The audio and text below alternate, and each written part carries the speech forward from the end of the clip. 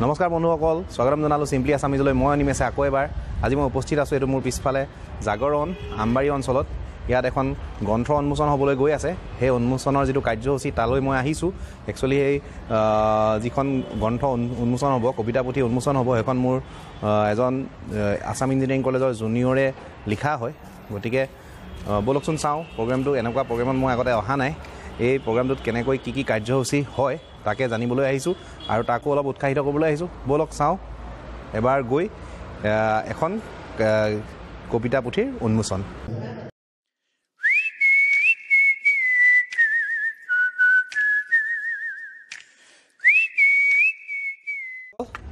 আজি এতিয়া উপস্থিত মই কোৱাৰ ধৰণে জাগৰণৰ উপস্থিত আছিলোঁ আৰু এই মই যিখন কবিতা পুথি উন্মোচন হ'ব তাৰে তিনিওজন কবি মোৰ লগত বৰ্তমান উপস্থিত আছে। তেওঁলোকৰ পৰা জানিব বিচাৰিছোঁ প্ৰথমতে এই কবিতা পুথিখনৰ বিষয়ে কেনেকৈ কি ষ্টাৰ্ট হ'ল, এই যুগত কেনেকৈ এখন কবিতা পুথি ষ্টাৰ্ট কৰাৰ কথা মনলৈ আহিলে বা তেনেকুৱা তিনিওজন মিলি পেলাই তাৰ বিষয়ে জানিব বিচাৰিছোঁ। যেনেকৈ আপুনি ক'লে এই যুগত কেনেকৈ কবিতা পুথিখন আৰম্ভ হ'ল, এই যুগৰ লগত সামঞ্জস্য ৰাখি হোৱাটছআপ গ্ৰুপ এটা আমি খুলিছিলোঁ। প্ৰথমতে হোৱাটছআপ গ্ৰুপটো খুলি কিনে আমি 3জন মেম্বাৰ আৰু কেইজনমান আছে আমাৰ লগত মেম্বাৰ, তো আমি তেনেকৈ কবিতা লিখা আৰম্ভ কৰিলোঁ। তো তাৰপিছত আমি তাৰে মেম্বাৰবিলাকৰ পৰা প্ৰেৰণা পালোঁ। চবে ক'লে যে তোমালোকে লিখিব পাৰা দেখোন, বোলে এনেকৈ আগুৱাই যোৱা। তো সেই প্ৰেৰণাবোৰে আমাক উৎসাহিত কৰিলে। তাৰপিছত আমি কবিতা লিখা তেনেকৈ আৰম্ভ কৰিলোঁ। তাৰে প্ৰতিফলন আজি কবিতা পুথিখন যান্ত্ৰিকতাৰ ৰসায়ন।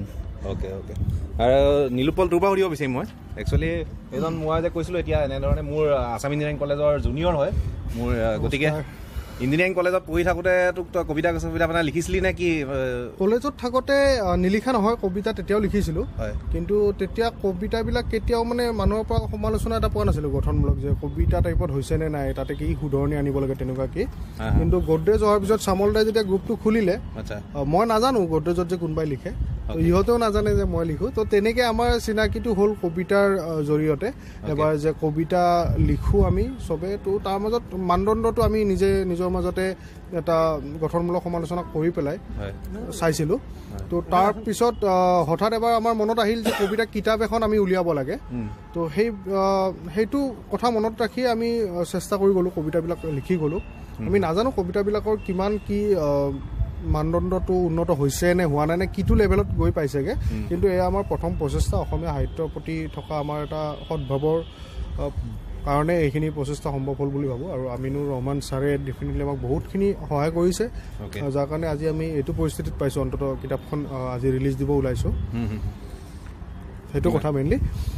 আপোনাৰ এবাৰ পৰিচয়টো আৰু। হয়, মোৰ নাম নৱ কলিতা, বাহিৰতে চালিত ঘৰ। কবিতা আগৰ পৰাই পঢ়িছিলোঁ, কিন্তু লিখা তেনেকৈ হোৱা নাছিল বা লিখাৰ আগ্ৰহ আছিল।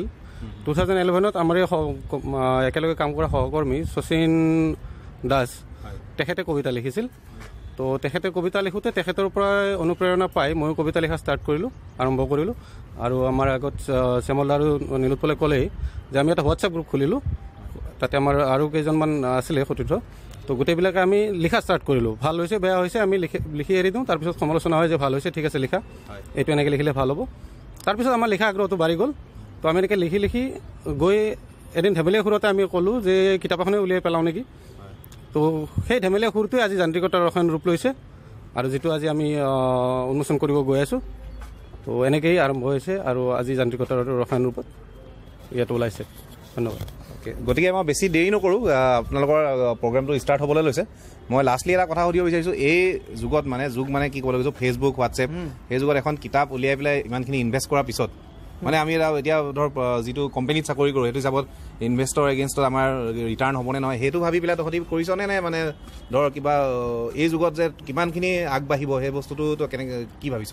নহয়, আচলতে ব্যৱসায়িকভাৱে কিতাপখনৰ কথা কেতিয়াও আমি ভবা নাছিলোঁ। আমি জাষ্ট বিচাৰিছিলোঁ যে আজি অসমীয়া ভাষাটোৰ সংকটত তাৰ কাৰণে কিবা এটা কৰা বুলি ক'লেও ভুল হ'ব আচলতে আমি নিজে লিখিছিলোঁ আমাৰ এইটো হবি হয় আমি কৰি ভাল পাওঁ অৱসৰ সময়ত লিখোঁ তো আমি ভাবিলোঁ এইটো চিৰযুগমীয়া হ'ব লাগে বস্তুটো থাকিব লাগে এটা চিহ্ন থাকি যাব লাগে আমি যদি আহিব লগা প্ৰজন্মক দেখাব লগা হয় যে আমি কবিতা লিখিছিলোঁ হোৱাটছআপ ফেচবুকত দেখুৱাতকৈ মই ভাবোঁ কিতাপ আকাৰে যদি আমি দেখাব পাৰোঁ এইখন মোৰ কিতাপ আছিলে সেইটো গাম্ভীৰ্যটো বহুত বেছি হ'ব আৰু মই আশা কৰোঁ যে আমাৰ লগতে বাকী আজি উঠি অহা নতুন প্ৰজন্মই অসমীয়া ভাষাটোৰ ওপৰত অকণমান চৰ্চা ৰাখিব লাগে অকল ফেচবুক হোৱাটছআপো আমি লিখিছিলোঁ এটা যে অকল ফেচবুক হোৱাটছআপৰ বিষয়ে মানুহে সদায় নিগেটিভ কথাটো বেছিকৈ কয় কিন্তু আমি এটা প্ৰচেষ্টা কৰিছোঁ জন্ম হোৱাটছআপৰ পৰা হৈছে তো মই ভাবোঁ যে ছ'চিয়েল মিডিয়াটো এটা প্লেটফৰ্ম হয় সেই প্লেটফৰ্মটোত আপুনি কি কৰে আপোনাৰ ওপৰত ডিপেণ্ড কৰে কোনোবাই গান গাব পাৰে প্লেটফৰ্মটোত কোনোবাই কবিতা লিখিছে কোনোবাই ভিডিঅ' বনাব পাৰে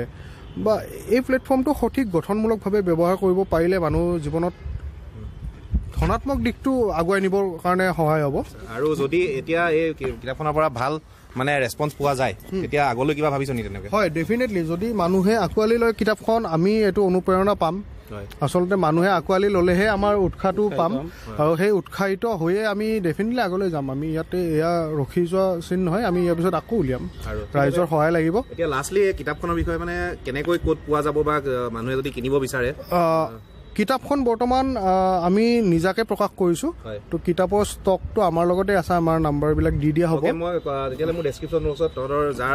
হয় আমাৰ কণ্টেক্টখিনি পাই যাব আৰু আমি অনাগত দিনত এমাজন চেলৰ থ্ৰুৰে কিতাপখন চেল কৰাৰ ব্যৱস্থা এটা কৰি আছোঁ অসমীয়া কবিতা চৰ্চাৰ তৰফৰ পৰা সেইটো আহিব ৰাইজে যদি আঁকোৱালি লয় আমি নতুন প্ৰিণ্ট কৰিবৰ কাৰণে ৰেডি আছোঁ আৰু এটা কথা ক'ব বিচাৰিলোঁ ইয়াতে আমি তিনিজনে লিখা কবিতাৰ কাৰণটো এইটোৱে যে তিনিটা বেলেগ বেলেগ ধৰণৰ ফ্লেভাৰ কিতাপখনত পাব তো কোনোবা পাঠক হয়তো প্ৰেমৰ কবিতা ভাল পায় কোনোবা হয়তো নেচাৰৰ কবিতা ভাল পায় তো তিনিটা ধৰণৰ ফ্লেভাৰ তাতে পাব তো মই বিচাৰোঁ ৰাইজে যাতে এবাৰ হ'লেও কিতাপখন পঢ়ে আৰু কেনেকুৱা হৈছে কি হৈছে আমাৰ নাম্বাৰবিলাক তাতে দিয়া আছে যদি ফিডবেকটো দিয়ে আমি নথৈ আনন্দিত হ'ম আৰু ইয়াত চবচে ইণ্টাৰেষ্টিং কথা যে আমি তিনিটা বেলেগ বেলেগ ছেক্টৰৰ ল'ৰা হয় চামল দা আছিলে কমাৰ্চ বেকগ্ৰাউণ্ড মই গুৱাহাটী কমাৰ্চৰ পৰা গ্ৰেজুৱেশ্যন কৰিছোঁ 2009 চনত আৰু বৰ্তমান মই গোদৰেজ এণ্ড বইজ ইণ্টেৰিয়ৰ ডিভিজনটোত কৰ্মৰত মই ইঞ্জিনিয়াৰিং কৰিছোঁ আছাম ইঞ্জিনিয়াৰিং কলেজৰ পৰা অনিমেশ দাৰ জুনিয়ৰ আছিলোঁ আৰু নৱদা হৈছে আৰ্টছৰ পৰা মই কলা শাখাৰ আৰ্টছৰ আৰু ময়ো গডৰেজ কোম্পানীত ছাৰ্ভিচতে কাম কৰোঁ নীলপল আৰু মই ছাৰ্ভিচ ডিপাৰ্টমেণ্টৰ একেলগে তো এইখিনি তো বিভিন্ন এক্সপিৰিয়েঞ্চ লগাই এইখন কিতাপ গঠন কৰা হৈছে বিভিন্ন সোৱাদ পাব ভাল লাগিব ৰাইজে আঁকোৱালি লওক জনাওক ইয়াত লিংকত থকা ডেছক্ৰিপশ্যনটো চাওক চেনেলটো ছাবস্ক্ৰাইব কৰক আগুৱাই দিয়ক ধন্যবাদ থাকিলে ইমানখিনি সময় দিয়াৰ বাবে আৰু মই মোৰ ভিউৱাৰ্ছসকলক মানে অনুৰোধ জনাম মই ইয়াত ডিছক্ৰিপশ্যন বক্সত গোটেইখিনি দি দিম তেওঁলোকক আপোনালোকে কণ্টেক্টো কৰিব পাৰে বা কিতাপখন দৰকাৰ হ'লে তেওঁলোকৰ পৰা অৰ্ডাৰ দিব পাৰে গতিকে আজিলৈ ধন্যবাদ থাকিলে আপোনালোকক বহুত শুভকামনা জনালোঁ অনাগত ফিউচাৰলৈ নমস্কাৰ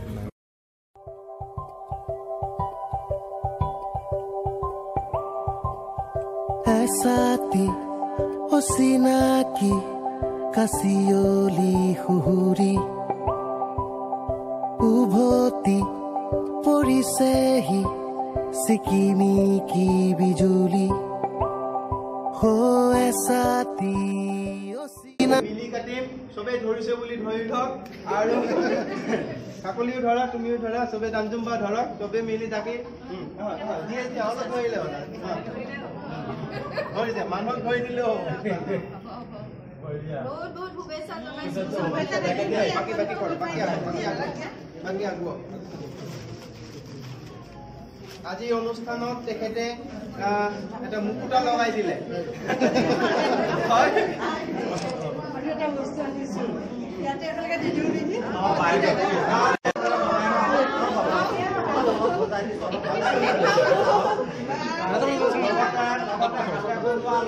ধুনীয়া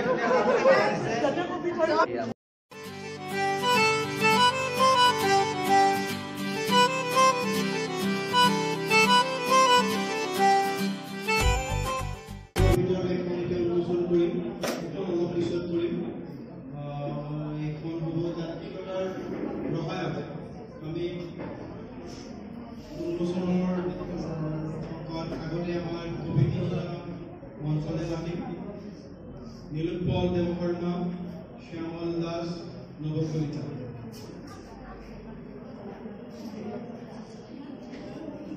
এতিয়া আমি যান্ত্ৰিকতা ৰসায়নখন অনুবাদ কৰিম ইয়াত যি তিনিজনৰ নাম দেখিছে আপোনালোকে নিৰুৎপল দেৱবৰ্মা নৱ কলিতা আৰু শ্যামল দাস এতিয়া আমি পাঞ্জাবী হেণ্ডচাম ধুনীয়া ড্ৰেছত আহিছে শ্যামল দাস আমাৰ পুৰা জনজাতি ষ্টাইলত আহিছে কম্বো মডাৰ্ণ জনজাতি নিৰুৎপল দেৱ শৰ্মা আৰু এখন নৱ কলিতা